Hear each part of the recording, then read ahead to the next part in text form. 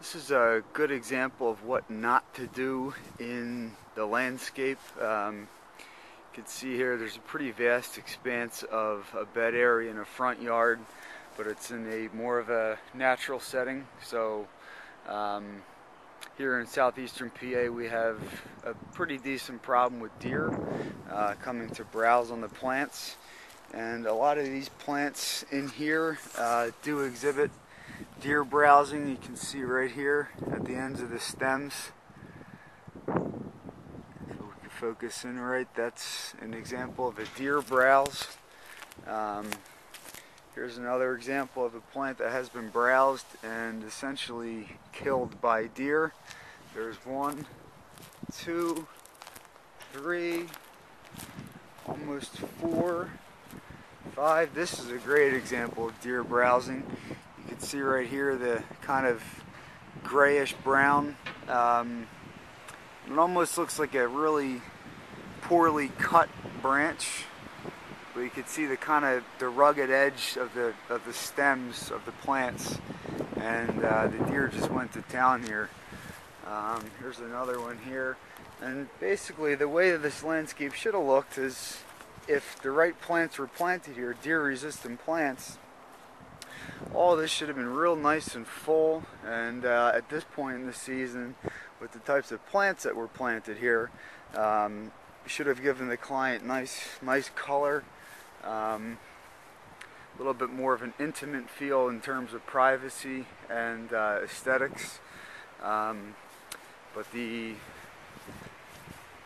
types of plants that were selected here just aren't the right plants to use. The other good example here of what not to do is to always take a soil test. You can plant any plant you want in the right location, but if the soil's not right, if the pH is a little bit off, or if they're lacking nutrients, and you put the plant in, it exhibits some decline, or it just doesn't grow to the way it's the way it's supposed to grow. So what we are going to do here at Orser Landscaping is take an inventory of what types of plants that the deer have browsed on, and also take soil samples of different areas on the property, in the beds and in the turf. And we have an in-house soil testing system, so we will test that for the proper nutrients and the pH levels, and then suggest to the client what needs to be done in order to correct this. If there is any conditions in the soil that aren't optimal for plants, we would come in and amend the soil, and then come in and plant deer-resistant plants. So again, as you can see here at this point, the bed is just really looking bare and sparse, and that's because of the deer coming in and eating the plants. And as well, there might be some soil conditions here that really aren't ideal for the types of plants to be put in here. The other issue is that these big mature looking trees a lot of times suck up the nutrients that these smaller plants need to grow and thrive. So again, proper plant selection. You know, these bigger trees have some implications on the pH and the soil.